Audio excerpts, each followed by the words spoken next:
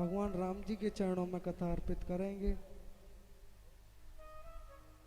बोलिए सतगुरुदेव महाराज की जय। वृंदावन बिहारी लाल की जय। मर्यादा पुरुषोत्तम भगवान श्री रामचंद्र की जय।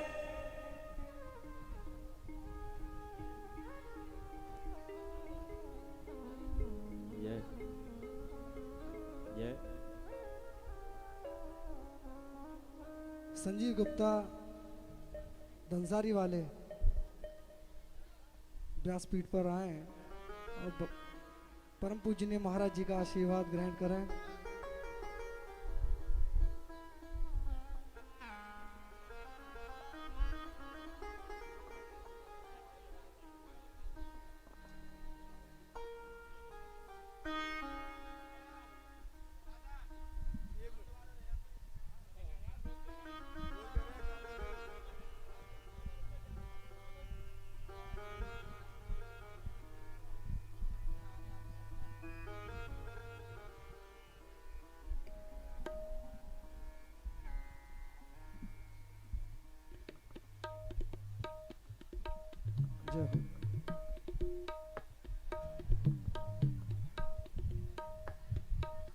व्यासपीठ को नमन करते हुए, भगवान रामचंद्र को नमन करते हुए, संगीतमय की जो दुनिया में अमृत वर्षा कर रहे हैं, ये संगीतकार को नमन करते हुए जो इतना अच्छा संगीत से रमामय कर रहे हैं।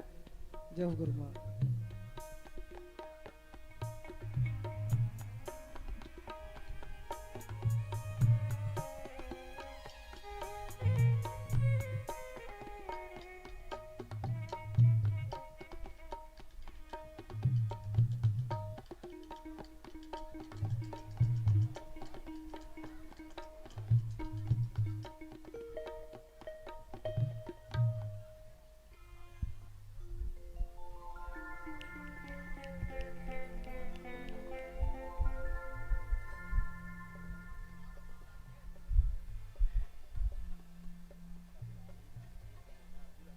जय जय।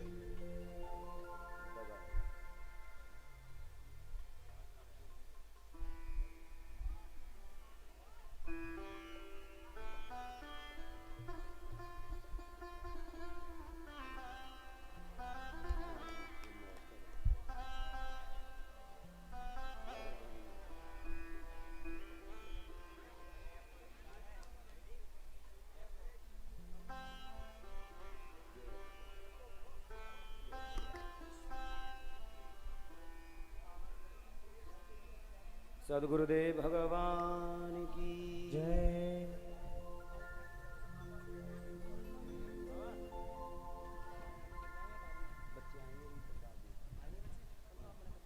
नहीं कह दिया ना तो 4 बजे हाँ।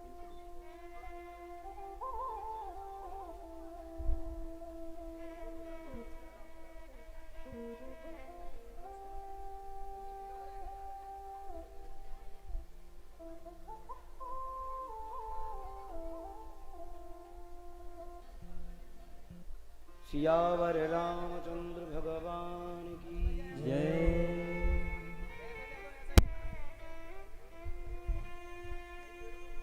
पवन सुत हनुमान की जय। उमापति महादेव की जय। गंगा मैया की जय। सांचे दरबार की जय। जय जय श्री सीता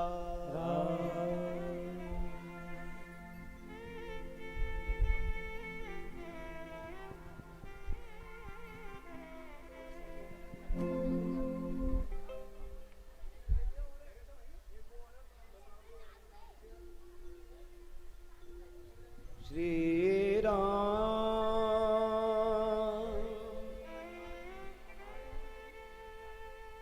जय जय राम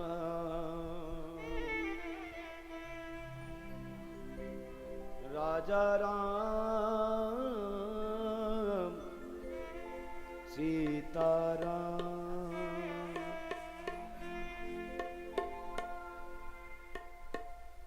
श्री राम चंद्र कृपालो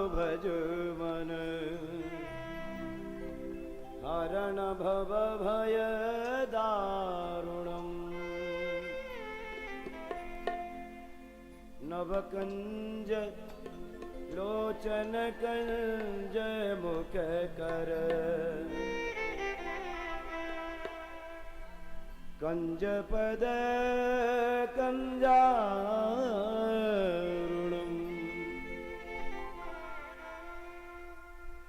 श्री राम चंद्र के पालु भज मन हरण भव भय दारुणो रामचंद्र कृपाल भज मन हरण भव भय दारुणो नव कंज लोचन कंज मुख कर कंज पद कंजारुणो जलोचन कंज मुख कर कंज पद कंजारुणम कंदर्प अगणितयामित छवि नव नील नीरद सुंदरम अमित छवि नभनील नीरद सुंदरम पट पीत मानहो तड़े तरुचि सुचि नौमि जनक सुतावरम राम चंद्र कृपाल भज मन हरण भव भय हरणम श्री राम चंद्र कृपाल भज मन हरण भव भय दारुणम भजु दीन बंधु दिनेश दानव दैत्य वंश निकंदन भजु दीन बंधु दिनेश दानव दैत्य वंश निकंदनम रघुनंद आनंद कंद कौशल चंद दशरथ नंदनम श्री राम चंद्र कृपाल भज मन हरण भव भय दारुणम श्री राम चंद्र कृपाल भज मन हरण भव भय दारुणम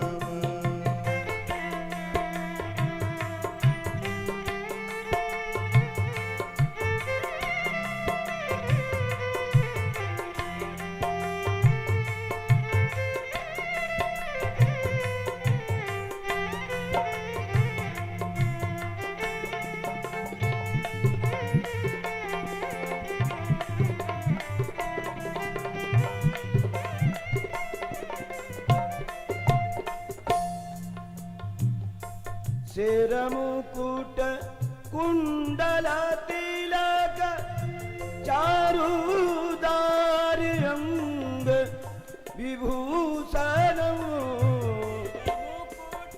कुंडल तिलक चारु उदार अंग विभूषणम आजानु भुज सर चाप धर संग्राम जित खर दूषणो श्री रामचंद्र कृपाल भज मन हरण भव भय दारुणम श्री रामचंद्र कृपाल भज मन हरण भव भय दारुणम नीतिवादाति तुलसीदास शंकर शेष मुनि मनरंजन नीति तुलसीदास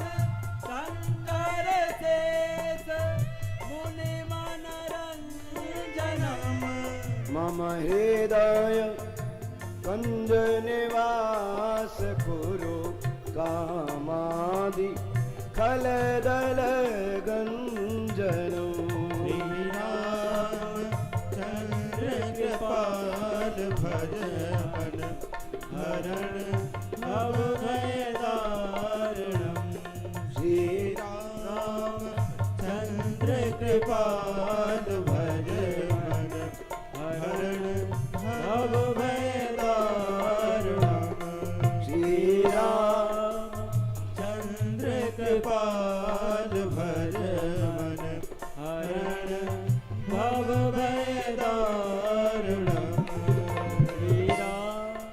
बोले आनंद कंद भगवान की जय।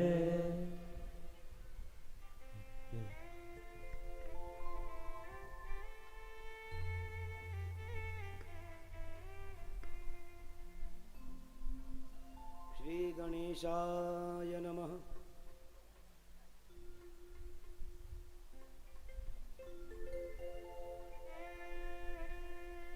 श्री गुरुचरण कमलेभ्यो नमः।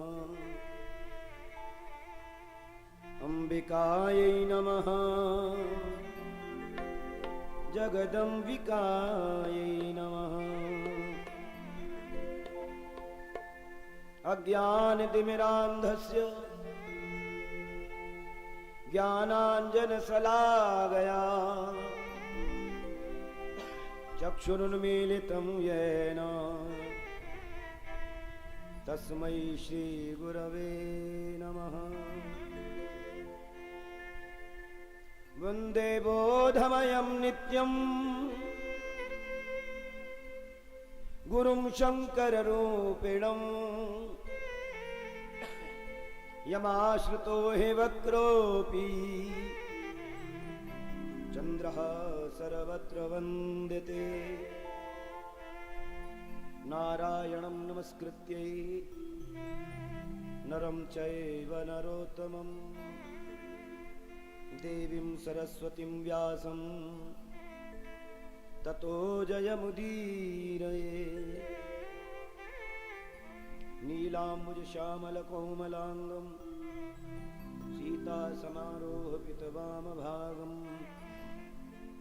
पाणौ महासायकचारुचापं नमामि रामं रघुवंशनाथम्। अतुलितबलधामं स्वर्णशैलाभदेहं धनुजवनकृशानुं ज्ञाननामग्रगण्यं सकलगुणनिधानं वानराणामधीशं रघुपतिप्रियभक्तं वातजातं नमामि। हरे राम राम राम हरे हरे, हरे कृष्णा कृष्णा कृष्णा हरे हरे। राम नाम मन दीप धरि जीह दे हरिद्वार। तुलसी भीतर बाहिरो जो चाहत उजियार। भक्ति भक्त भगवंत गुरु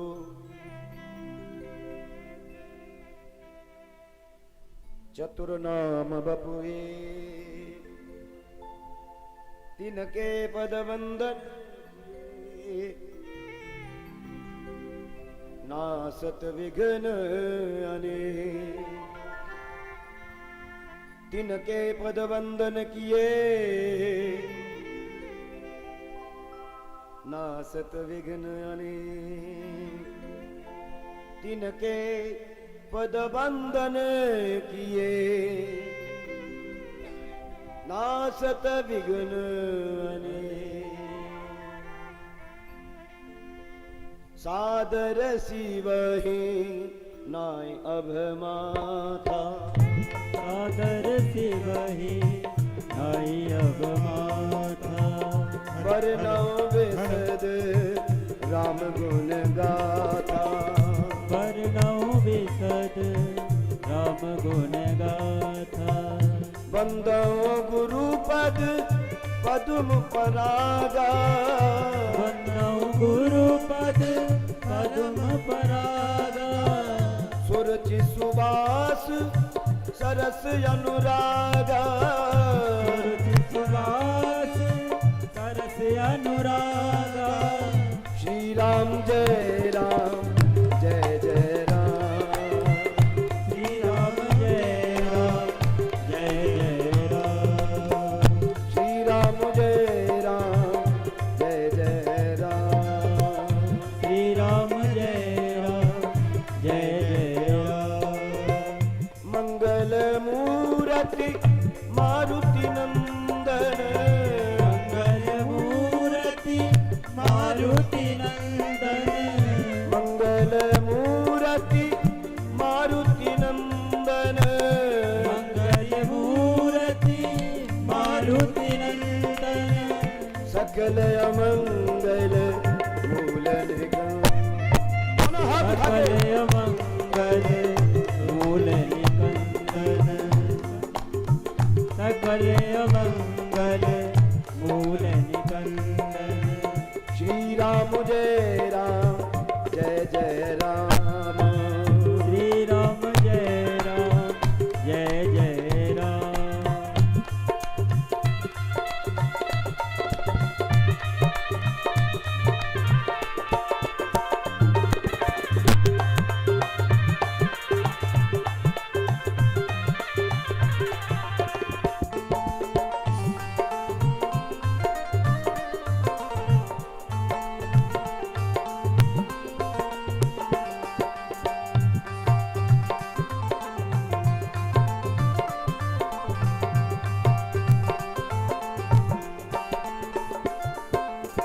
सिया राम मैं सब जग जानी।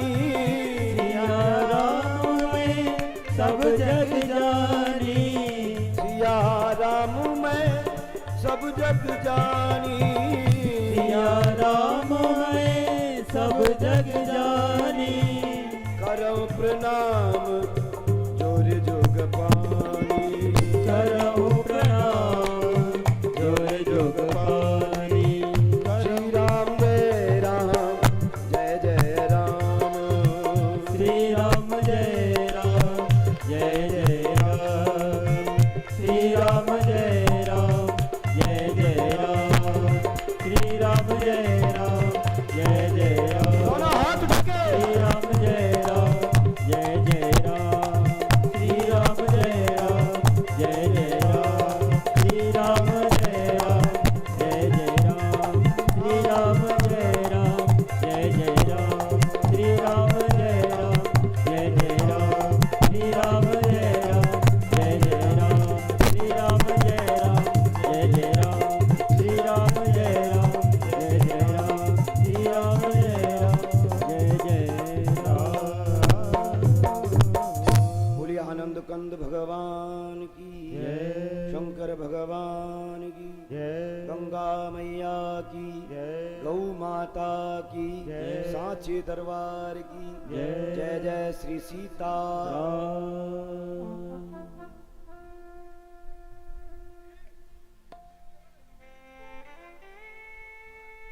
सर्वप्रथम परम पूजनीय प्रातः स्मरणीय सदगुरुदेव भगवान के चरणों में कोटि कोटि वंदन करते हुए अपने इष्ट प्रभु श्री राम जी के चरणों में कोटि कोटि वंदना करते हुए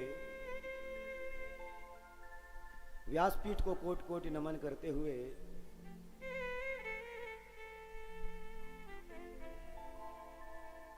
समस्त देवी देवताओं के चरणों में वंदन करते हुए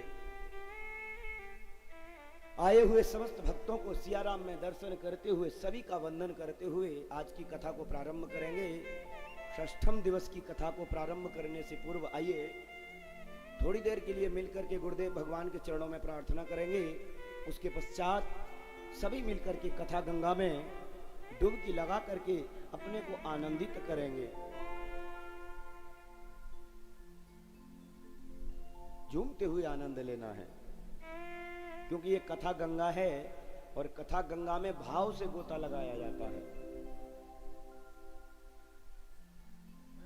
एक बात समझ लेना खूब अच्छी से, गंगा स्नान करने के लिए आप लोग जाते हैं? गंगा स्नान बिना स्नान किए नहीं करना चाहिए। जो गंगा स्नान बिना स्नान किए करते हैं उनको दोष लगता है।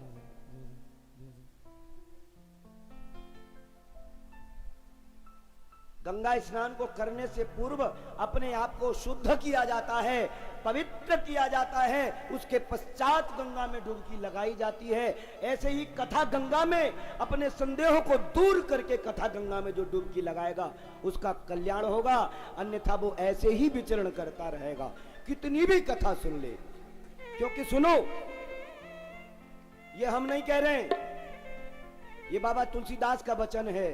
हरि अनंत हरि कथा अनंता, हरि अनंत हरि कथा अनंता, कहीं सुनहि बहु विधि सब संता, कहीं सुनहि बहु विधि सब संता।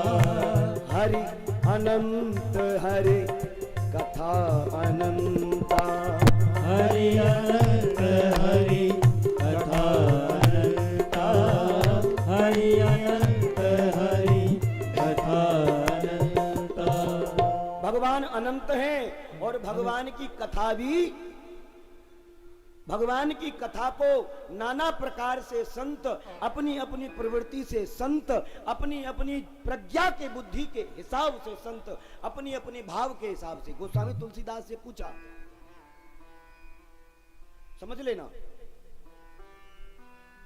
गोस्वामी बाबा तुलसीदास से पूछा कि तेरी रामायण में क्या है? काशी के विद्वानों ने,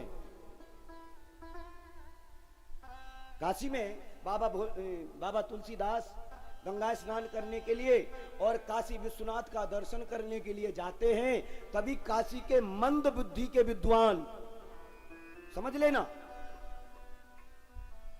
भगवान में, भगवान की कथा में मंत्र, मूर्ति और माला, इनमें जो संदेह करता है वो ज्ञानी नहीं अज्ञानी है, समझ लेना।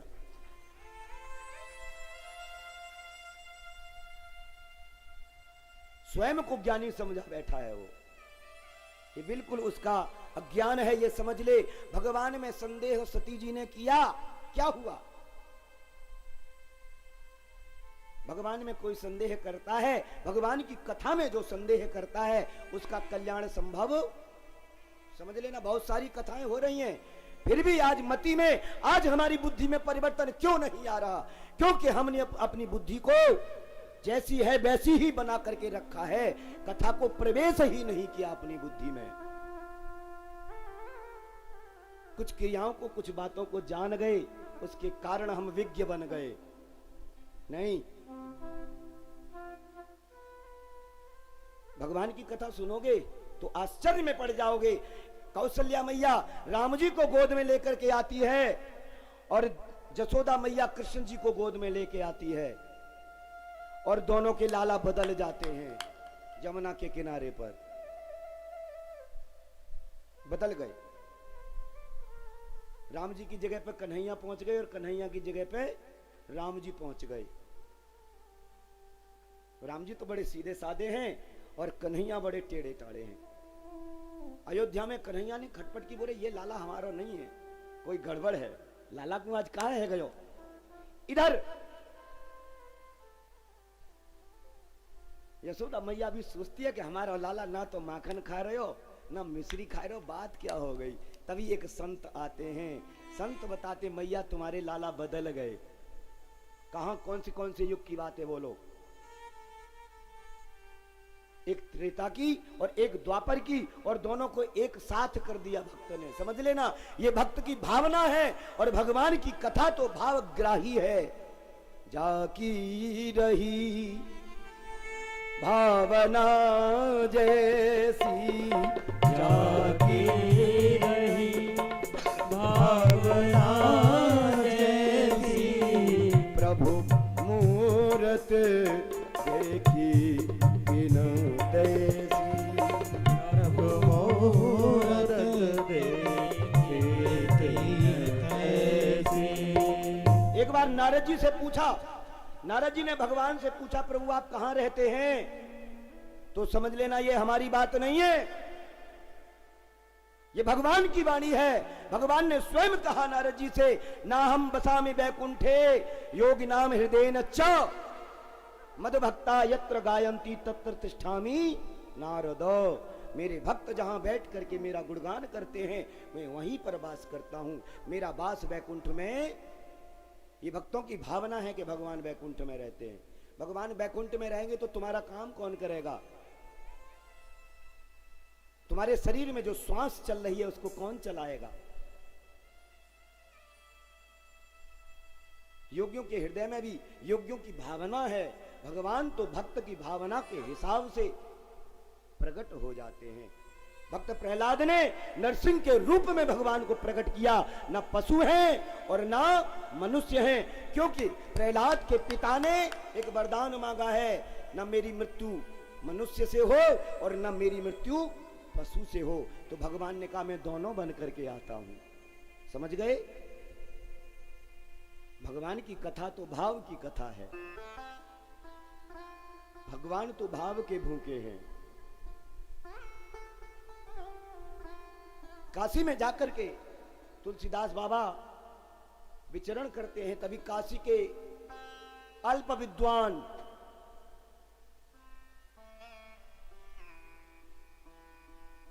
अल्प विद्या जो होती है ना, बहुत कष्टदायी होती है, समझ लेना। अल्प विद्या नहीं होनी चाहिए। अल्प विद्या भयंकरी। आदि बात यदि तुम सीख गए तो निश्चित वो तुमको हानि देगी, भयंकर हो जाएगी तुम्हारे साथ में। ये अल्प विद्वान है। और अल्प विद्वान किसको कहा गया है? शब्द का ज्ञान करने वाला कोई ज्ञानी नहीं होता। भगवान के प्रति जिसकी शरणागति है, भगवान के प्रति जो भाव रखता है, वही सब कुछ हो जाता है। समझ लेना। आज काशी के विद्वान बाबा तुलसीदास को रोकते हैं, ऐ महात्मा, क्योंकि अहंकार में है। और समझ लेना, अहंकार अदुखद डमरुआ, और डमरुआ कहते हैं कैंसर को। अहंकार तुम्हारे शरीर में कैंसर के जैसा रोग है, जिसकी कोई दवा। ऐ बाबा तेरी झोली में क्या है? हमने सुना है तूने कोई ग्रंथ लिखा है, क्या है उसमें? तो बाबा तुलसीदास कहते हैं, सुन लो, एहि में रघुपति नाम उदारा। एहि में रघुपति नाम उदारा। एहि में रघुपति नाम उदारा। एहि में रघुपति नाम उदारा। इसमें और कुछ नहीं है, मेरे राम जी, मेरे उदार राम जी का, भक्तों के जो भाव को जानने वाले भगवान हैं, उन भगवान का नाम है बस। और समझ लेना, कथाओं को तो इसलिए सुनाया जाता है कि कथा के माध्यम से हमें कोई न कोई परिभाषा समझ में आए कि किसने क्या किया, तब किसको क्या फल मिला। अन्यथा कथा का जो मूल सार है, समझते हो ना, कथा का तो मूल सार हमारे गुरुदेव भगवान बताते थे कि बेटा राम नाम सार है और बाकी सब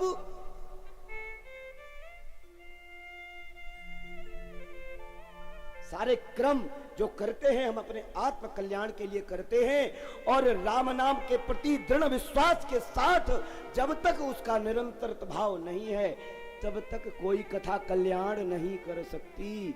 करोड़ों कथा है भगवान की, भगवान के अरबों खरबों नाम है। बोलो विट्ठल जानते हो? एक दो लोग जानते हैं जिन्होंने विट्ठल का दर्शन किया है। बाकी भगवान का एक विट्ठल भी नाम है, भगवान का एक विट्ठल भी नाम है, भगवान का एक कृष्ण भी नाम है। उन कृष्ण ने गोपियों के यहां जाकर के झूठा माखन खाया,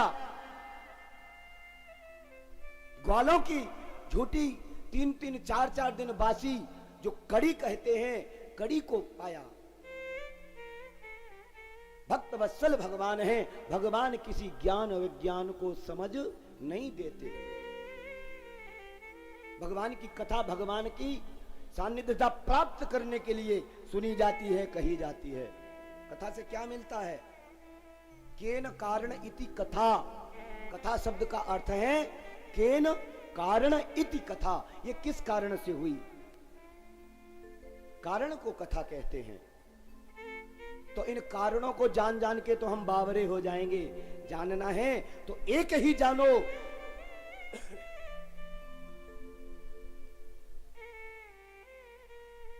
हरेर नाम हरेर नाम हरेर नामैव केवलम कलौ नास्त्यैव नास्त्यैव नास्त्यैव गतिरन्यथा। कलौ नास्त्यैव नास्त्यैव नास्त्यैव गतिरन्यथा। विद्वान जगत के लोग, भक्त जगत के लोग, संत जगत के लोग कहते हैं कि भगवान का नाम ही केवल उद्धार करने वाला है, कलयुग में और कोई उपाय। कथा के माध्यम से हम भगवान के नाम को जानते हैं, भगवान की महिमा को जानते हैं, ना कि उसमें प्रश्न चिन्ह लगाना है। विचार करेंगे तो हम अपनी प्रत्येक अवस्था में प्रश्न चिन्ह लगा देते हैं। एक पूछता है सबसे बड़ा कौन, तो क्रमशः क्रमशः क्रमशः क्रमशः चले जाते। कोई कहता हनुमान जी, उन्होंने कहा तो फिर राम जी के चरणों में क्यों पड़े? हनुमान जी बड़े तो वो राम जी के चरणों में क्यों पड़े? उसने कहा चलो राम जी बड़े, बोले राम जी बड़े तो भोले बाबा के चरणों में क्यों पड़े? उन्होंने कहा भोले बाबा बड़े तो भोले बाबा फिर ध्यान में क्यों बैठे? उन्होंने कहा भोले बाबा ध्यान में बैठे तो फिर कौन बड़े? बस जो राम नाम रटता है वही बड़ा है, जो राम नाम रटता है, क्योंकि भोले बाबा भी राम नाम को ही रटते हैं। लौट करके वहीं जाता है शिव विवाह की तरह कि शंकर जी के पिता का क्या नाम और उनके पिता का, बोले सबके पिता शिव हैं। ऐसे ही परमात्मा का नाम ही कल्याणकारक है, संदेह से कोई कार्य सिद्ध नहीं होता। इसलिए यह हमारी प्रार्थना है कि भगवान की कथा में किसी भी प्रकार का संदेह नहीं करना, क्योंकि वो तो अनंत हैं, उनको कोई समझ नहीं पाता। ये तो केवल भक्त की भावना है। अपने भाव के अनुसार भक्त ने भगवान को जैसा चाहा वैसा प्रकट कर लिया।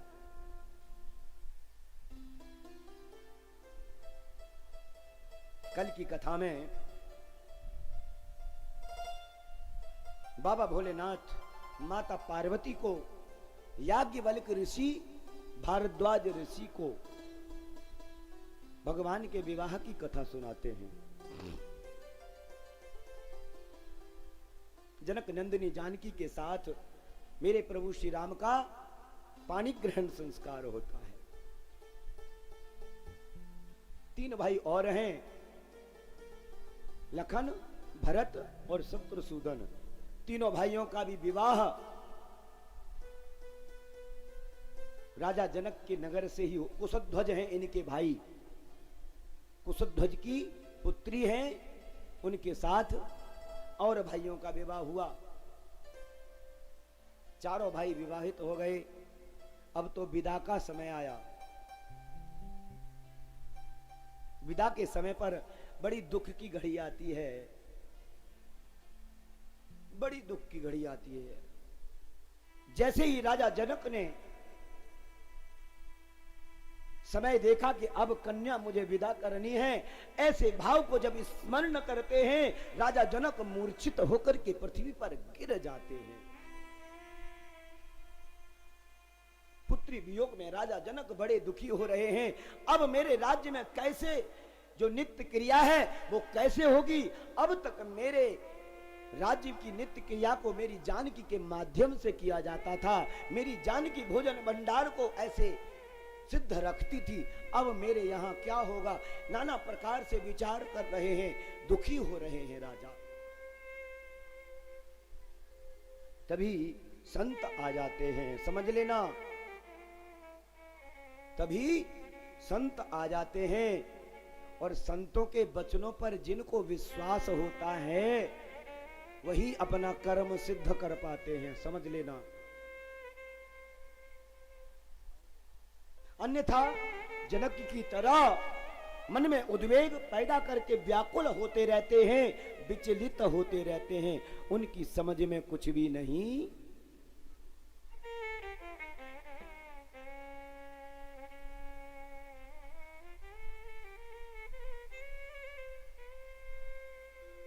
संत आकर के समझाते हैं, राजन ये तो विधि का विधान है, कन्या पराया धन हुआ करती है। राजा जनक गुरुदेव की वाणी को सुनकर के शांत होते हैं और अपनी कन्या का दशरथ नंदन राम के साथ जो विदाई का संस्कार है उस संस्कार को पूर्ण करते हैं। राजा दशरथ चारों पुत्रों के साथ, चारों बहुओं के साथ अपनी बारात को लेकर के अयोध्या प्रस्थान करते हैं। उन्हें पता नहीं चला हम कब अयोध्या लौट करके आ गए। सब लौट करके जब अयोध्या में आते हैं, अयोध्या में जैसे ही चार चार बहुओं का आगमन होता है अयोध्या नगरी तो गदगद हो जाती है। बाबा तुलसीदास कहते हैं, आए राम ब्याह घर जब ते बसये आनंद अवध सब तवते। राम सिया राम जय जय राम। राम सिया राम जय राम। राम सिया राम जय जय राम। राम सिया राम जय जय राम। जब से भगवान विवाह संस्कार में बधे हैं, अयोध्या में चारों बहुएं का आगमन हुआ है, तब से अयोध्या में नित्य नव मंगल होता है। हमारे यहाँ भी आज नियम वही परंपरा चलती है ना कि बहू की दावत करते हैं, नई बहू आती है ना तो उसकी दावत करते हैं जो घर घर है कि नहीं परंपरा है। वो वही परंपरा है जो राम जी के यहाँ पर है। राम जी जब ब्याह करके लाए हैं वही परंपरा, नित्य नव मंगल हो रहा है, नित्य आनंद ले रहे हैं अयोध्यावासी। 12 वर्षों तक भगवान गृहस्थ धर्म का पालन करते हैं। 12 वर्ष हो गए भगवान को। तभी नगर निवासी दौड़े दौड़े राजा दशरथ के पास आते हैं। राजा दशरथ से हाथ जोड़ करके प्रार्थना करते हैं, राजन हमारे तो पिता, हमारी माता, हमारे पालनहार आप ही हैं। ऐसा राज्य करते हैं राजा दशरथ, समझ लेना। अपनी प्रजा को पुत्र के समान प्यार करते हैं, अपनी प्रजा को पुत्र के समान स्थान प्रदान करते हैं। और समझ लेना बाबा तुलसीदास इस बात को कहते हैं कि जिस राजा के राज्य में उसकी प्रजा दुखारी रहे, दुखी रहे, तो अवश्य वो राजा नरक का गामी होता है। राजा दशरथ को ये बात भान है, इसलिए अपनी प्रजा को पुत्र के समान, संतति के समान प्रेम करते हैं। इसी भाव को लेकर के प्रजाजन दौड़े दौड़े राजा दशरथ के पास आते हैं। राजा दशरथ ने अपने दरवाजे पर भीड़ को देखा। राजा दशरथ बड़े प्रसन्न हैं। राजा दशरथ ने प्रजाजनों से पूछा, क्या बात है?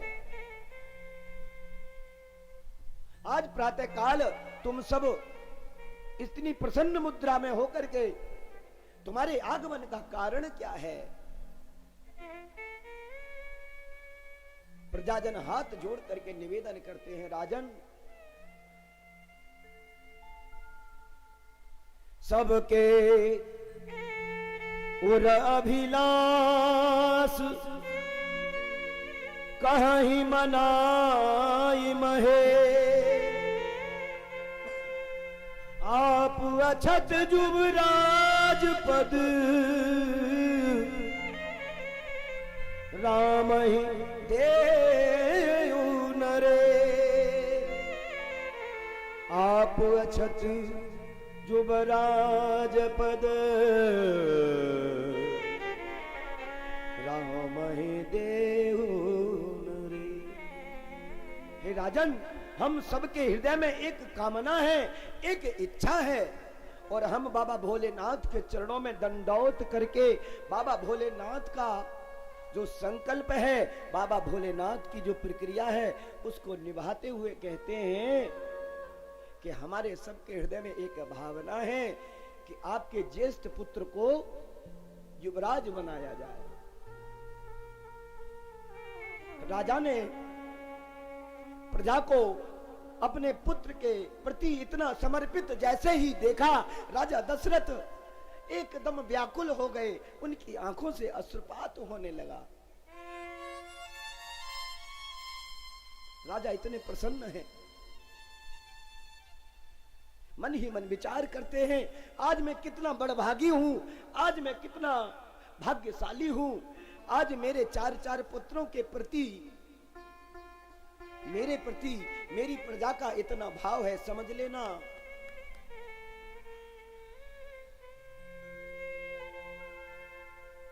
राजा दशरथ सभी को आश्वासन देते हैं,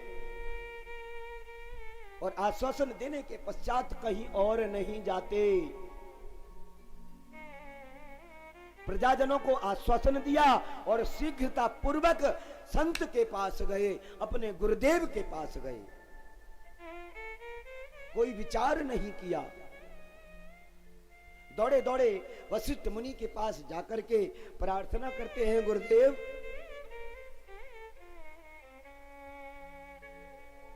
अयोध्या नगर की प्रजाजन की इच्छा है कि पुत्र राम को युवराज पद प्रदान किया जाए। गुरुदेव, सो आप शीघ्र ऐसा कोई मुहूर्त निकाल करके दें जिस दिन राम को राजगद्दी पर बिठाया जाए। वशिष्ठ मुनि सब जानते हैं, राजा नहीं जानता, समझ लेना। स्वयं पिता है ये स्वयं पिता है, फिर भी उन परमात्मा के मर्म को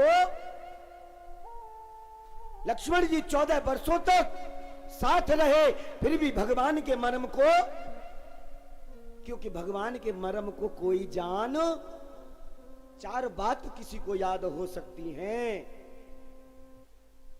परंतु भगवान के मर्म को जानना किसी के बस की बात। आज राजा दशरथ प्रभु श्री राम के पिता होने के पश्चात भी भगवान के मर्म को नहीं जानते। गुरुदेव के पास जाकर के कहते हैं, गुरुदेव, ऐसा कोई मुहूर्त प्रदान करो जिस दिन राम को राज्य अभिषेक किया जाए। तो वशिष्ठ मुनि जानते हैं, समझ लेना, संत जानते हैं, संत जानते हैं कि क्या होने वाला है। गुरु महाराज जानते हैं कि क्या होने वाला। यहीं का एक अनुभव फिर दोबारा कहेंगे कि लोगों को भय था कि बारिश, परंतु एक भक्त को और एक संत को दृढ़ विश्वास था, उनको पता था कि कुछ होने वाला आज एक संत को पता है कि राजा जिनको राजा बनाने के लिए जा रहा है वो तो केवल भक्तों का उद्धार करने के लिए, दुष्टों का संहार करने के लिए अवतरित हुए हैं। पिता बन सकते हो और कुछ भी हो सकते हो, परंतु भगवान के मर्म को जानना बहुत मुश्किल है। एक बात और ध्यान करना,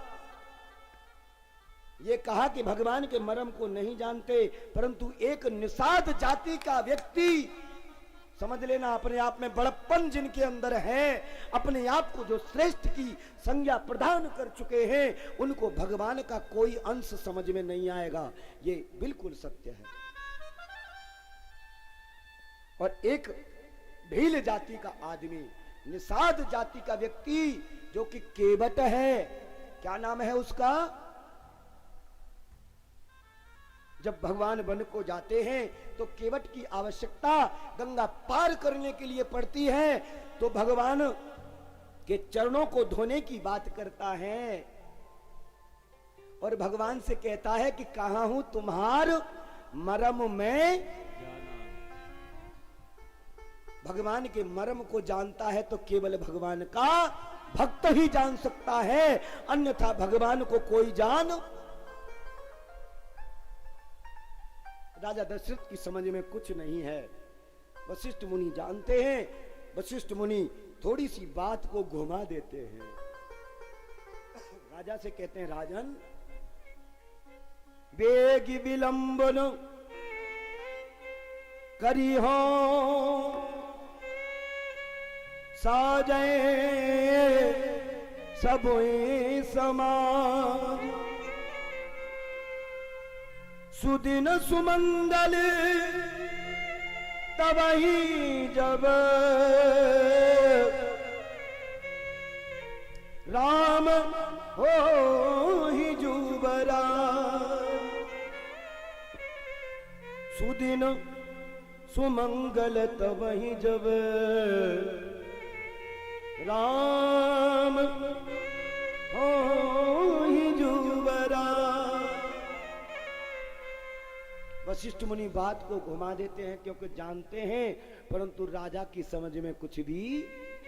राजन कोई देर मत करो, सारे समाज को इकट्ठा करो, और तुमने मुहूर्त की बात कही है ना, तो समझ लेना वही सुंदर दिन होगा, वही शुभ घड़ी होगी, वही शुभ मुहूर्त होगा जिस दिन राम राजगद्दी पर बैठ जाएंगे।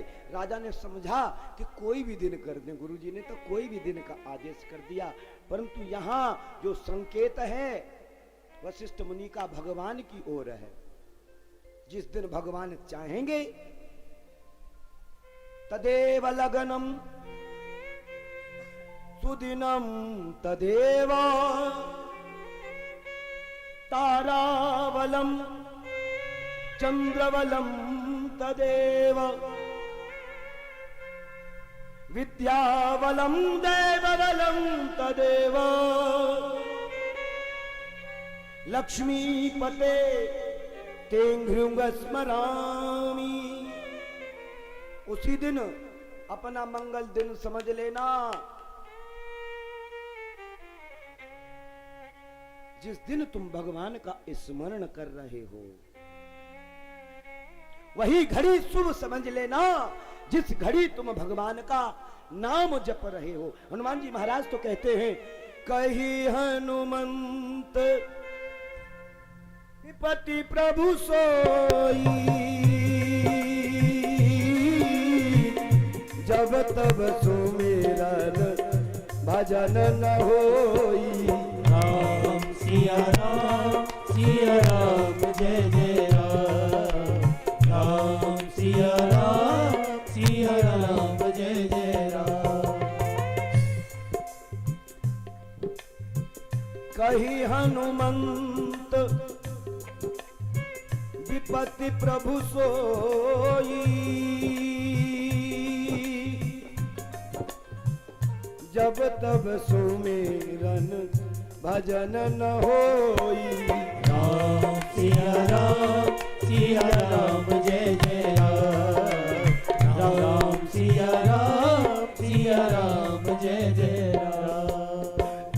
हनुमान जी महाराज कहते हैं विपत्ति उसी समय समझ लेना जिस समय तुम भगवान को भूल जाओ। गीता में भगवान कहते हैं अनन्यास्यन्त योन्तो माम ये जना परि उपासते तेषां नित्याभियुक्तानां योगक्षेमं वहाम्यहम्। भगवान कृष्ण कहते हैं कि जो अनन्य भाव से निरंतरता से मेरे नाम को जपता है उसके नित्य निरंतर योगक्षेम, जो संसार के जितने काम हैं सारे काम मैं करता हूं, भगवान कह रहे हैं। और आज हम सोच गए थोड़ी सी विद्या के कारण, थोड़े से धन के कारण कि ये सारे कार्यों को हम कर रहे हैं। नहीं, ये जो भ्रम है अपने अंदर से निकाल देना चाहिए हमको। कोई है सोई जो राम रच राखा, वो कर तरक बढ़ावे शाखा। राम सिया राम जय जय राम, राम सिया राम जय जय राम। जो भगवान ने निश्चित कर दिया है वही होना है। इसलिए हमको किसी प्रकार का संदेह अपने हृदय में प्रकट नहीं करना। आज राजा अपने पुत्र राम को राजगद्दी प्रदान करना चाहता है, परंतु राजा को पता नहीं क्या होने वाला है। देवताओं ने सुना कि प्रभु श्री राम आज राजा बनने वाले हैं। देवता घबरा गए, बोले अब क्या होगा। भगवान राजा बन गए तो हमारा काम कैसे होगा। देवता विचित्र होकर के मां शारदा के पास, सरस्वती मैया के पास जाते हैं, प्रार्थना करते हैं कि हे मां, अब तो तू ही हमारा काम सिद्ध कर सकती है। एक बात और समझ लेना, ये मां ही है जो तुमको किसी भी खतरनाक से खतरनाक समस्या का समाधान से मुक्त करती है। कहते हैं ना गुरु के द्वारा समाधान है। समाधान कहां मिलता है? गुरु के पास। और सबसे पहली गुरु कौन होती है? मां, है नहीं?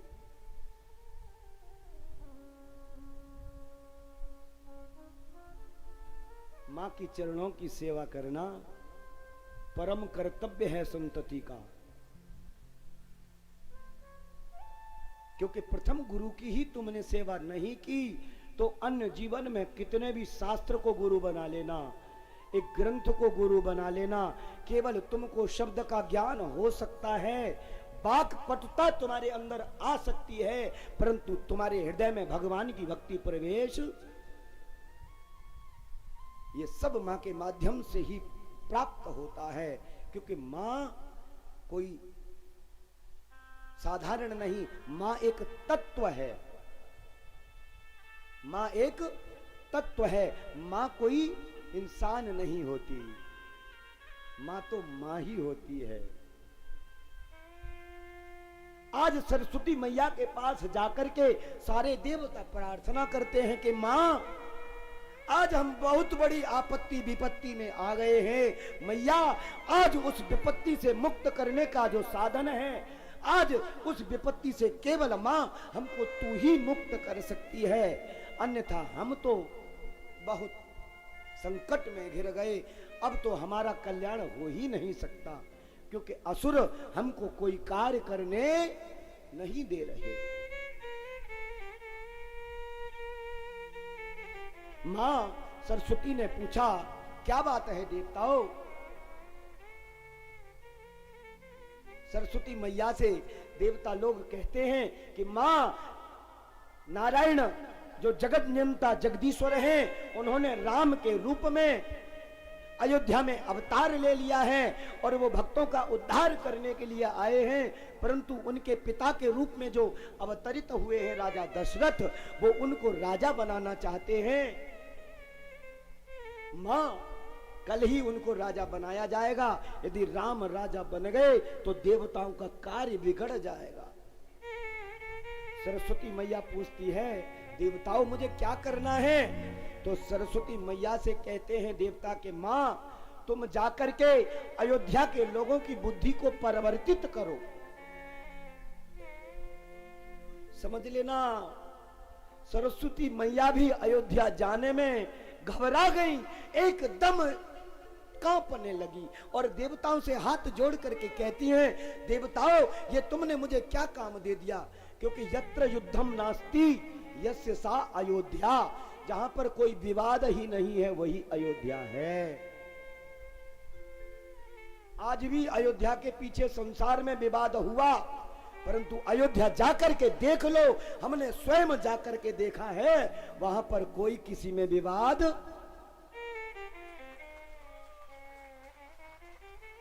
उसी को अयोध्या कहते हैं, जहां कोई युद्ध नहीं हो, जहां कोई किसी प्रकार का विवाद नहीं हो, जहां किसी प्रकार का कोई हस्तक्षेप नहीं हो।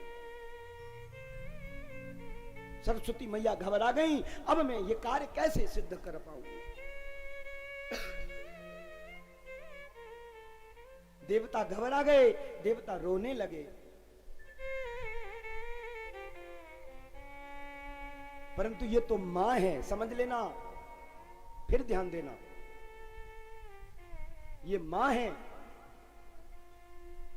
साक्षात नारायण से एक बैल करने के लिए सरस्वती मैया अपने पुत्रों के कारण चले देती है। जब देवताओं ने प्रार्थना पुनर्प्रार्थना की कि मां तेरे बिना ये कार्य सिद्ध नहीं हो सकता, तो वो मां के अंदर जो मां की ममता है वो जागृत हो गई और मन में विचार करती है, क्यों ना आज मेरा अकल्याण हो जाए, क्यों ना आज मेरा विध्वंस हो जाए, परंतु मैं अवश्य देवताओं के अपने पुत्रों के कार्य को सिद्ध करके रहूंगी।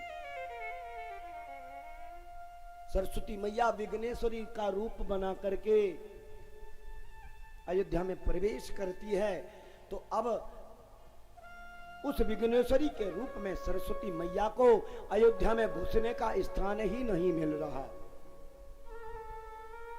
भाई कहीं कोई जगह खाली होगी तभी तो आकर के वहां कोई बैठेगा, और जगह खाली ही नहीं है तो उसको दूर से ही देखना पड़ेगा, या तो ये उठ करके चला जाए तब मुझे जगह मिलेगी, या फिर आगे पीछे बैठ लूं। अयोध्या के बाहर ही आसन लगा करके सरस्वती मैया बैठ गई, भगवान की प्रार्थना करती हैं, भगवान का ध्यान करती हैं। प्रभु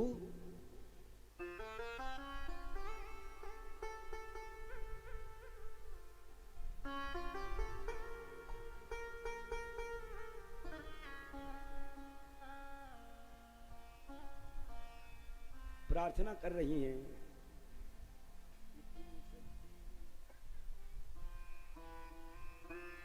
प्रार्थना करती हैं। प्रसिद्ध भजन है, सभी ताली सेवा करते हुए, इतनी शक्ति हमें दे न दाता।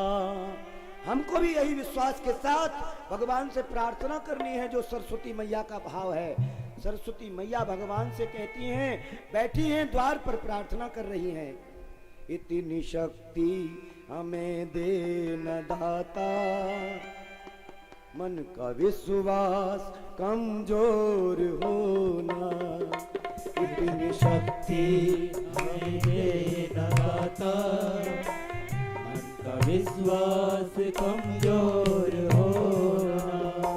हम चले नेक रास्ते पे हमसे भूल कर भी कोई भूल होना, इतनी शक्ति मीठी मीठी ताली बजाते हुए, उनका विश्वास कमजोर होना, इतनी शक्ति हमें देना दाता, उनका विश्वास कमजोर होना।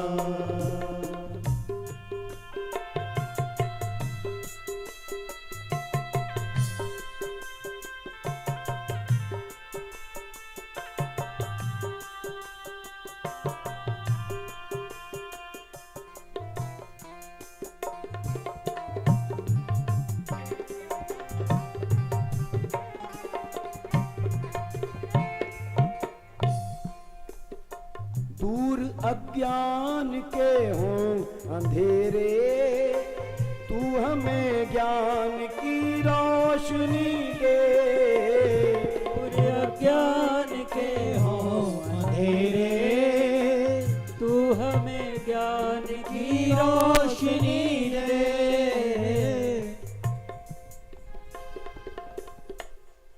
प्रार्थना करनी है।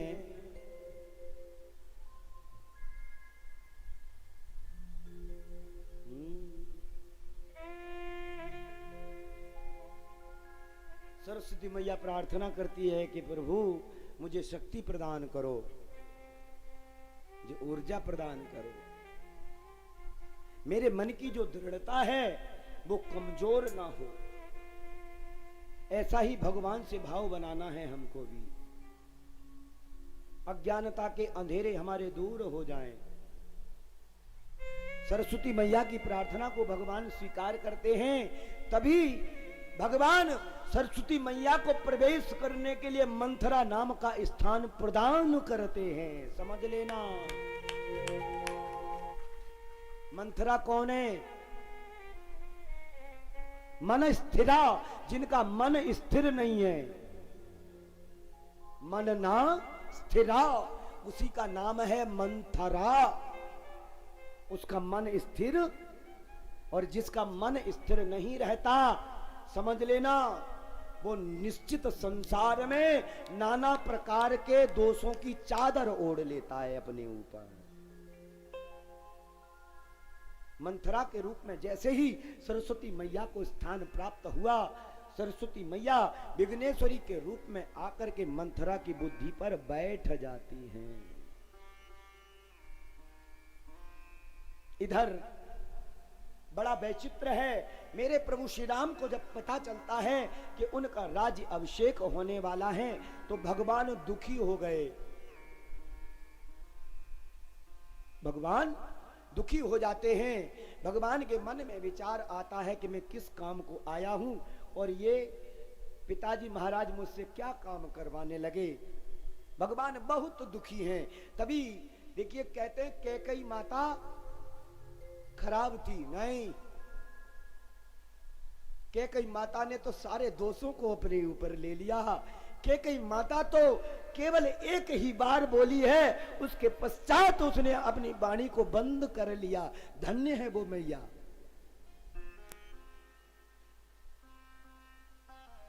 भगवान के मलिन मुख को कैकेयी माता ने देखा। भगवान न कुछ खा रहे हैं, न कुछ पी रहे हैं, और भगवान इतने व्याकुल हैं, एक टक बैठ नहीं पा रहे। माता कैकेयी को सूचना मिली। माता कैकेयी दौड़ी दौड़ी भगवान के महलों में जाती है। कहती है, पुत्र क्या बात है, आज तू इतना दुखी क्यों है? कैकेयी माता बड़ी व्याकुल है भगवान के कष्ट को देख करके। और समझ लेना, भगवान के कष्ट को देखने में यदि दुख होता है तो निश्चित तुम्हारे अंदर भगवान की भक्ति है। सामने वाले को कष्ट में देख करके यदि तुम्हें आनंद आ रहा है तो निश्चित तुम्हारे अंदर किसी राक्षस का वास है। और सामने वाले को देख करके यदि तुम्हारा हृदय व्याकुल हो जाता है, यदि उसका कष्ट लगता है कि ये क्यों परेशान है, इसकी जल्दी इसका समस्या समाधान होनी चाहिए, तो समझ लेना निश्चित तुम्हारे अंदर, तुम्हारे हृदय में परमात्मा का वास हो गया है। परमात्मा के प्रति तुम्हारी सच्ची निष्ठा हो गई है। ये लक्षण है जीवन के। कैकेयी माता भगवान को देख करके बड़ी व्याकुल है, क्योंकि कैकेयी माता से ज्यादा प्रेम अयोध्या के महलों में भगवान श्री राम से कोई और नहीं करता। कैकेयी माता फूट फूट करके रोने लगी। भगवान भी रोने लगे। मां क्या बताऊं, परंतु वहां तू पूछती है तो मुझे लगता है कि मेरी समस्या जो है उसका समाधान तू ही कर सकती है। एक तक कैकेयी माता बोली, पुत्र यदि मेरे पास तेरी समस्या का समाधान है तो शीघ्र अपनी समस्या बता, मैं उसको समाधान करने में कोई देर नहीं लगाऊंगी। भगवान ने पहले तो कैकेयी माता से 3 वचन लिए कि मां मुझे विश्वास नहीं है, क्योंकि मां हमारे कुल में एक नियम है कि कोई भी कार्य किया जाता है उसके लिए एक संकल्प करते हैं, एक शपथ लेते हैं, एक सौगंध लेते हैं। उस नियम की परंपरा को मैया पहले पूरी कर, तब मैं तुझे अपने कष्ट की बात बताऊंगा। माता कैकेयी भगवान की 3 बार शपथ खाती हैं। पुत्र मैं तेरे सिर पर रखकर वचन देती हूं कि तू जो कहेगा वही मैं करने के लिए तैयार हूं, चाहे इसमें मेरे प्राण क्यों ना चले जाएं। धन्य है भैया। भगवान कहते मां तूने शपथ तो ले ली, फिर भी अब तू विचार कर ले, अभी भी तेरे पास एक अवसर है, तेरी इच्छा हो तो तू इस वचनों से मुक्त हो सकती है। कैकेयी मैया कहती है पुत्र तू जिस कुल का पुत्र है मैं उसी कुल की वधू हूं, और इस कुल में यदि वचन दे दिया जाता है तो उस वचन को तोड़ने का कोई नियम, मैं भी तो उसी कुल की बहू हूं। भगवान कहते मैया और सुन ले, मेरा काम पूरा करने में, मेरा दुख दूर करने में तुझे संसार की गालियां भी मिल सकती हैं। मैया कौशल्या मैया कैकेयी कहती हैं पुत्र मैं तेरे लिए संसार की गालियां सुनने के लिए तैयार हूं, संसार मुझे दंडित करे मुझे कोई चिंता नहीं, परंतु मैं तो तेरी प्रसन्नता देखनी चाहती हूं। भगवान कहते मैया इतनी सी बात ही नहीं है,